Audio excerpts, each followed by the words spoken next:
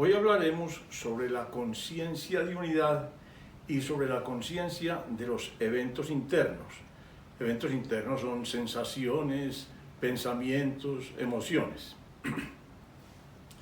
Ahora bien, para empezar, quiero citar un caso que estudié cuando estaba siguiendo el desarrollo de la calidad en el Japón. El autor, para hacer sentir la diferencia entre un ganador y un perdedor, traía este ejemplo. Decía, imaginen un arquero. El primero tiene centrada su atención en el blanco y no hay nada que se interponga entre esa percepción, entre él y la percepción del blanco.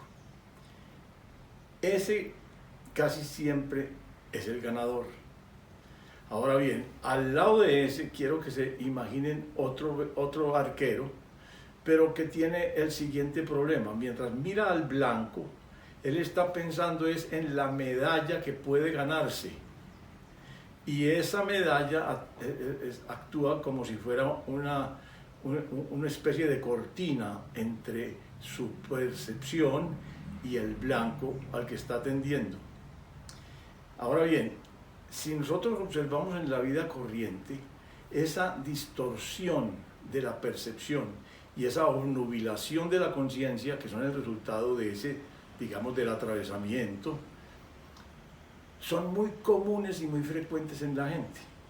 Muy especialmente se ven en la comunicación, en las dos vías de la comunicación. Tanto a veces tiene la gente muchos problemas para transmitir con fidelidad el pensamiento que tiene o el sentimiento o la emoción que tiene, como aparecen con dificultades también en la recepción de los informes y de los estímulos que vienen del exterior. Entonces hay bloqueos de la comunicación, tanto en la emisión como en la recepción. Y todos parecen debidos a esa forma de interferencia interna que hay entre la percepción, entre lo que tiende a percibirse y lo que tiende a realizarse.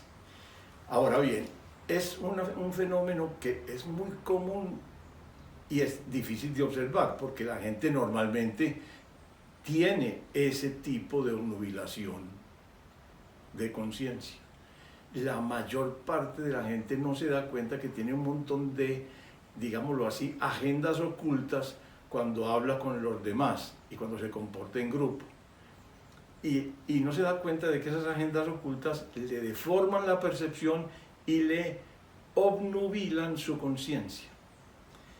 Llamamos conciencia de unidad el hecho de que la persona sea capaz de atender a los demás con total, digámoslo, limpieza de pensamientos, sin pensamientos asociados. Uno se demora mucho tiempo para lograr eso. Yo en clínica me he demorado años, pero le explico a mis alumnos que cuando yo tengo un paciente al frente, yo atiendo a mi pensamiento y a lo que me dice la persona, para cerciorarme de que aquí no hay contenidos, de que simplemente estoy absolutamente centrado en la persona y en ver cómo se comporta y en elucidar lo que me dice y lo que me cuenta. Eso es una adquisición, no es una cosa que uno tenga naturalmente. Es mucho más fácil que uno naturalmente tenga obnubilación de su conciencia y alteraciones perceptivas. Ahora bien, por ejemplo, un profesor, yo tengo las sensaciones más increíbles viendo un profesor al frente enseñándome una teoría o enseñándome una fórmula matemática, y yo por algún motivo lo miro como persona y digo, no se deja ver.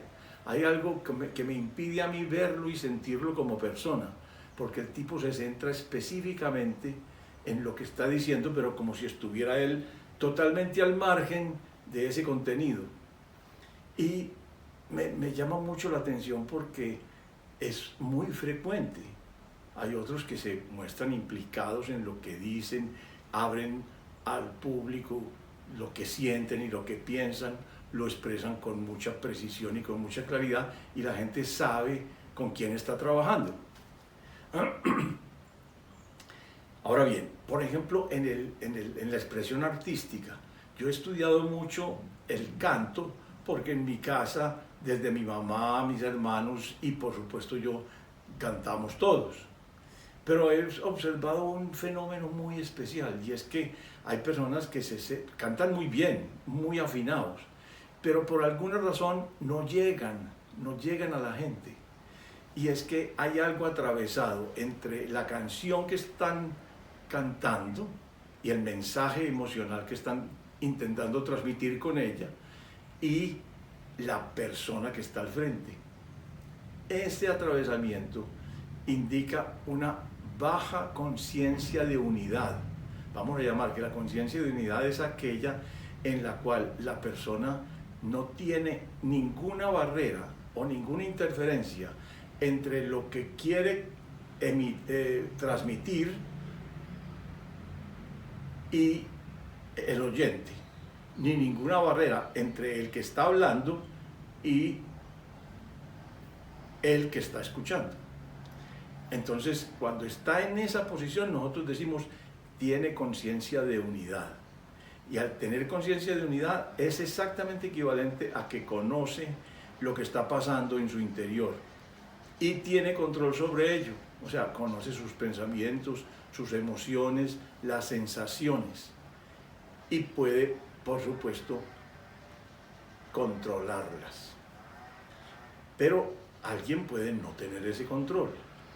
Y yo ahí quiero explicar básicamente cuál es el origen de esa alteración de la percepción y obnubilación de la conciencia. Porque cuando el autor que les comento hablaba y escribía sobre esos dos ejemplos, daba a entender que era prácticamente una decisión la que tenía que tomar la persona, como quien dice que la persona simplemente se daba cuenta y ya con eso podía dejar de lado la idea de la medalla. Pero no es tan sencillo.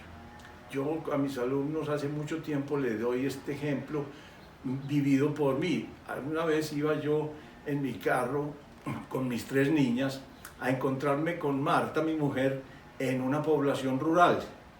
Y íbamos por una carretera muy destapada, muy estrecha, donde pasaban buses a una velocidad muy alta y sobre todo íbamos a una hora bastante tarde.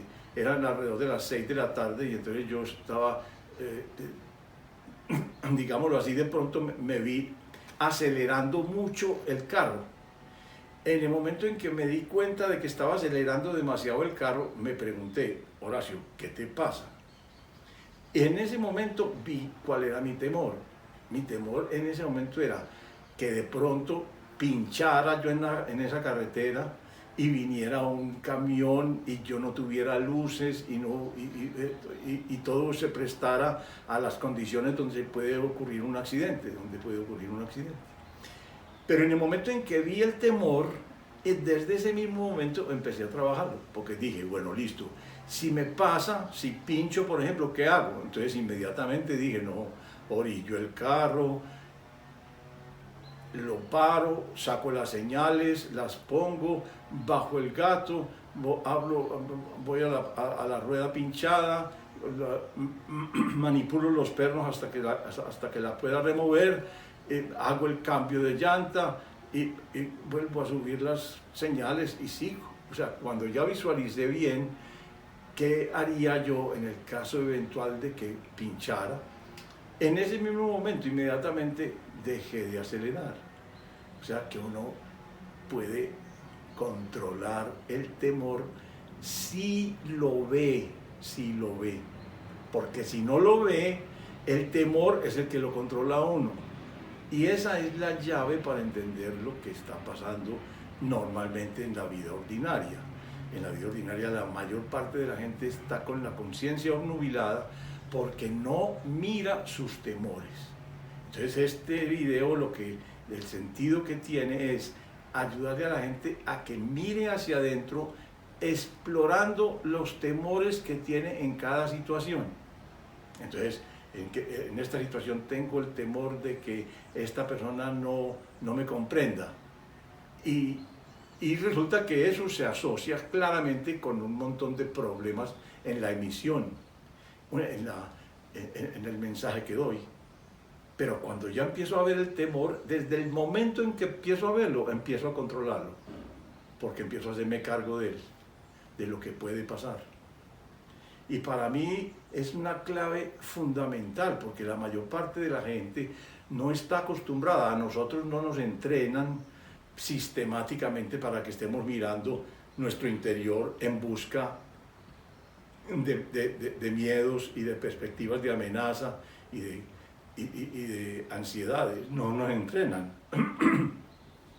Nosotros vivimos y la gente vive al lado nuestro y nos comportamos como si no tuviéramos realmente un mundo interior que hay que atender, que hay que estudiar y que hay que comprender y conocer. Lo más cercano a esa vida interior son digamos en la época moderna, la meditación, los tipos distintos de meditación. Pero lo que yo les estoy sugiriendo es una meditación activa que no necesita ninguna relajación, ninguna técnica especial, sino simplemente dirigir la atención hacia lo que en cada situación, no genérico, no es cuáles son los miedos míos ante la vida, no, es voy a entrar a esta casa, voy a entrar a esta reunión, voy a reunirme con este cliente y mi temor específico en este momento es tal. Y al verlo, verán ustedes que lo pueden trabajar. Mucha suerte.